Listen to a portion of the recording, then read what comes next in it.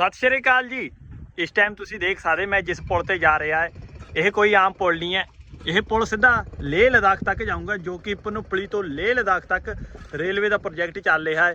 ਤੇ ਇਹ ਜਿਹੜਾ ਪੁਲ ਹੈ ਇਹ ਪਿੰਡ ਧਰੋਟ ਵਿੱਚ ਪੈਂਦਾ ਹੈ। ਕਮ ਸੇ ਕਮ ਇਸ ਬ੍ਰਿਜ ਦੀ ਤੁਸੀਂ ਦੇਖ ਸਕਦੇ ਕਮ ਸੇ ਕਮ 2 ਕਿਲੋਮੀਟਰ ਲੰਬਾਈ ਹੈ ਇਹਦੀ। ਤੇ ਦੱਸਿਆ ਜਾਂਦਾ ਹੈ ਇਹੋ ਜਿਹੇ 200 ਪਲੱਸ ਬ੍ਰਿਜ ਤੇ 60 ਪਲੱਸ ਟਨਲਾਂ ਹੋਰ ਬਣ ਰਹੀਆਂ। ਤੇ ਬਾਕੀ ਵੀਡੀਓ ਚੰਗੀ ਲੱਗੀ ਤਾਂ ਫੋਲੋ ਜ਼ਰੂਰ ਕਰ ਲਓ, ਘੁਮਾ ਦਾਂਗੇ ਤੁਹਾਨੂੰ ਲੇਹ ਲਦਾਖ ਤੱਕ ਸਾਈਕਲ ਵਾਰੀ।